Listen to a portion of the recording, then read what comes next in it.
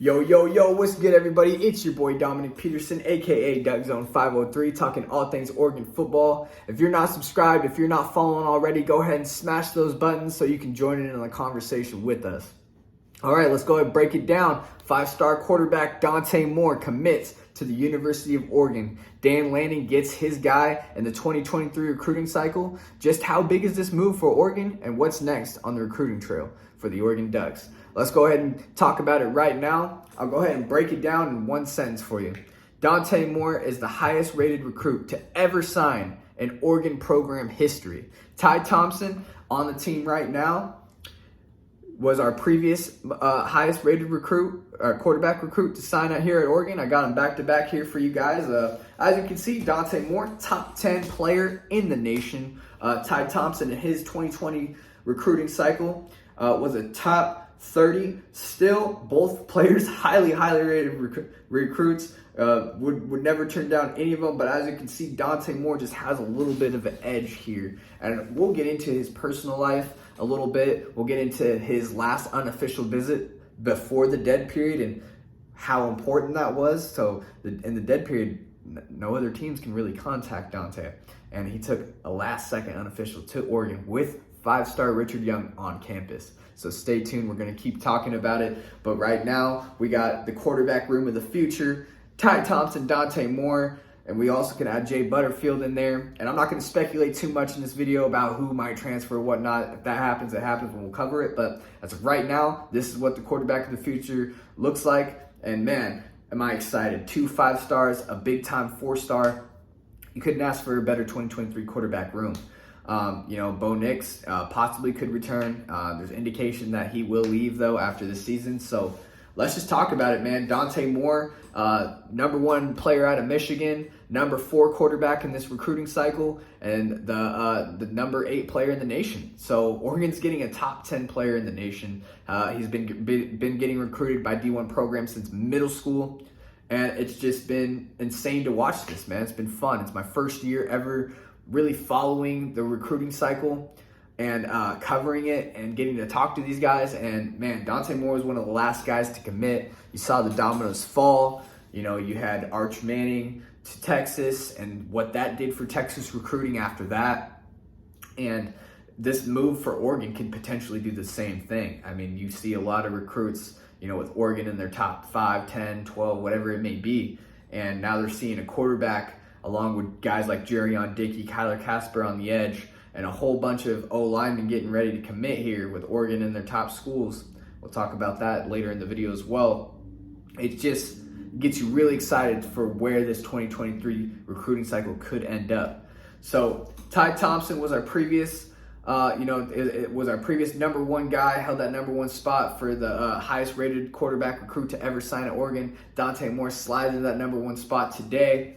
And, oh, man, can't wait to see these guys really battle for this QB position battle in the future. I think this is a good move for Oregon football moving forward. Ty Thompson really gets to learn behind Bo Nix, another good quarterback to sit back and watch, could possibly work his way in the rotation, I believe, into the season if Bo Nix struggles or gets injured.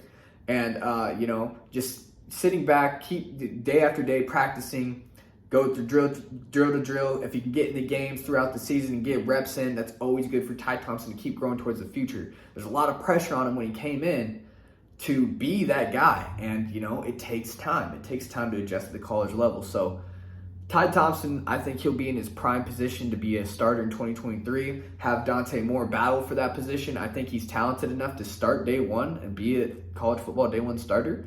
So we're setting ourselves up for a great battle here. Can't wait to break it down. Let's go ahead and get into Dante Moore's recruitment here. The on-3 recruiting prediction machine here, where the experts is kind of their form of the crystal ball, 247, do their thing. This is on-3's form.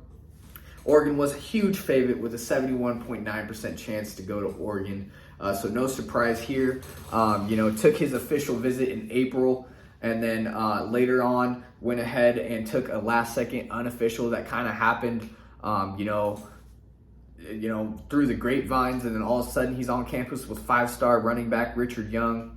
And he took an official to Oregon in April, really enjoyed his time. Took a couple more officials like Texas A&M, Michigan, stuff like that. Then after it all said and done, dead period's coming up. He's like, 5-star running back Richard Young's over there at Oregon. I'm going to go over there one more time. Really enjoyed his visit. Dead period hits, which I think is really important because now no other schools can get in his head. Just came off Oregon visit. The writing was on the wall. You guys seen it. So that was great. Let's go ahead and get into Dante's personal life. Let's just see who he is as a person and get to know him. So Dante Moore was offered a college scholarship before he played a snap of varsity football in high school. In fact, Moore was offered a scholarship before he started as an 8th grader by Michigan coach Jim Harbaugh. So let's just talk about that, man. So you're a 7th grader, not even in 8th grade yet, and you're already getting Division I scholarships like Michigan. That should tell you just how sought after this recruit was, and Oregon was lucky enough to get this guy. Moore has been trained by former Michigan quarterback Devin Gardner. If you guys remember watching him, he was a big-time player. Former on-3 consensus recruit in the 2010 class since he was 11 years old. Moore also spent time training with acclaimed quarterback mechanics guru Tom House, whose pupils included Tom Brady and Drew Brees, Carson Palmer, and many others. Moore's mother, Jara Moore, lives in Ohio and went to school at Ohio University. Moore's hobbies include gaming and bowling. He also says Call of Duty is his favorite game. So training with the best trainers you can possibly train with. I mean, the guy trained with Tom Brady and Drew Brees, Tom House, so training with Tom House. And man, being sought after in middle school, that should just tell you how big of a player this guy is. All right, so let's go ahead and get into his unofficial visit. We have an On3 article here written up from Chad Simons, recruiting personnel, director of recruiting personnel, for On3 Sports. So let's get into it. Dante Moore was back at Oregon for an unofficial visit the final weekend before the dead period kicked in. According to the On3 recruiting prediction machine, the Ducks are trending for the number 8 prospect in the On3 consensus. The 5-star quarterback out of Detroit King took an official visit to Oregon in April. He likes what new head coach Dan Lanning is building. Moore says, Coach Lanning knows what it takes to get to the national championship, and that is what he's trying to do at Oregon.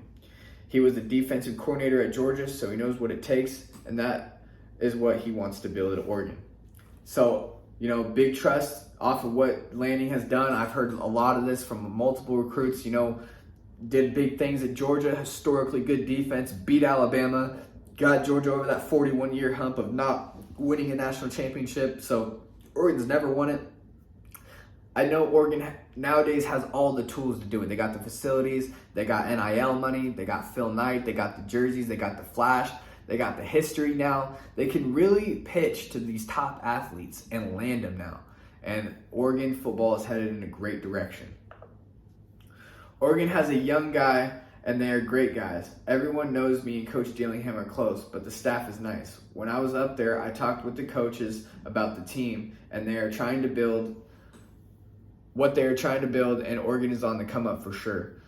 So he likes how, I mentioned this when they first got hired. What I liked about the coaching staff, positives about it, is they're a young coaching staff that can really relate to these young players. I mean, if you got a 50, 60-year-old coach trying to talk to an 18-year-old, it's kind of hard to relate on a personal level instead of just talking about football. When you pair him up with Kenny Dillingham, Coach Lanning, these guys are mid-30s, the oldest guy on the staff, I think, is like 45 years old. So, you got young guys to really talk to these guys and connect. Offensive coordinator Kenny Dillingham is Moore's lead recruiter. Their relationship goes back to when Dillingham coached at Florida State. Since the initial meeting, the two have just clicked.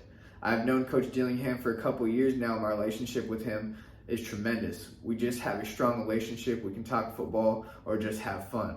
On the last visit to Oregon, Moore spent more time with the coaches, hung out with recruits, and was around some of the players. He learned more about Lanning's plan, and he will continue to evaluate Oregon as one of his contenders. So as you can see, past relationships play a big deal.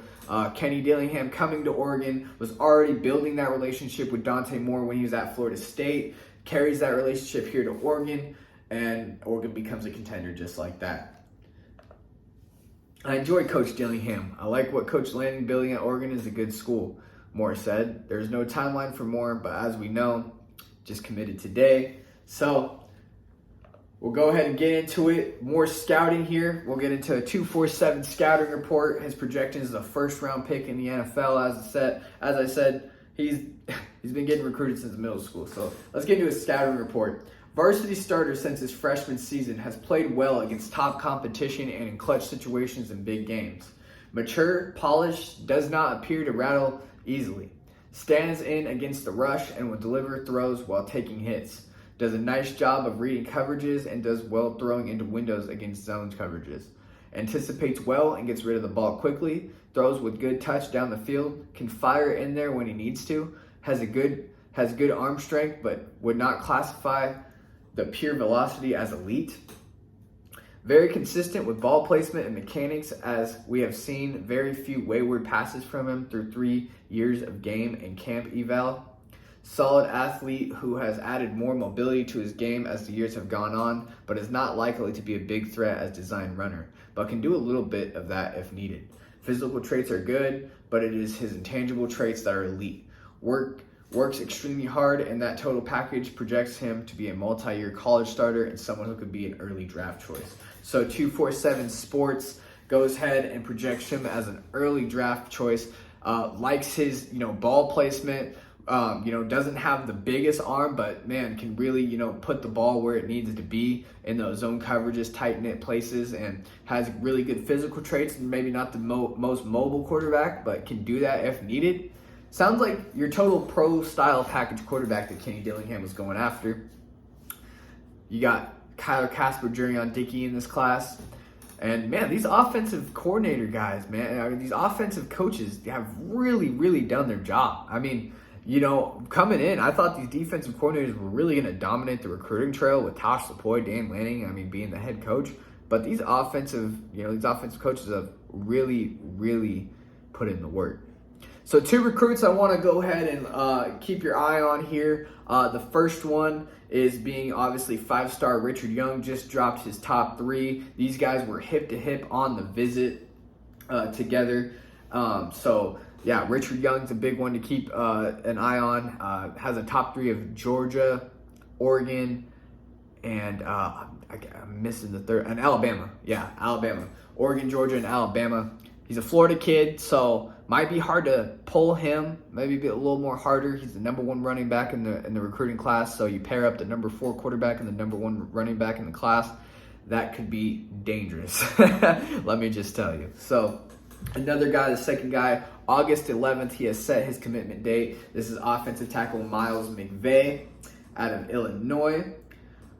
Here's his recruiting prediction machine. Alabama is at 27.6%. Michigan is at 16.2%. And Oregon is at 13.9%. I forgot to mention, here's Richard Young's prediction right here, on-through prediction. So we're going to go ahead and see what he does. There's no official set date as of yet for Richard Young commitment date, but he is down to 3 schools. Miles McVay has his commitment date set. And yeah, man, if you guys enjoy content like this, go ahead and join the Duck Zone family by hitting that like button, hitting that follow button, hitting that subscribe button, whatever platform you're on. I talk all things Oregon football, whether it be recruiting, breaking news. And yeah, man, Dante Moore is officially a Duck. Can't wait to see what happens on the recruiting trail, and covering it all for you here. Go Ducks.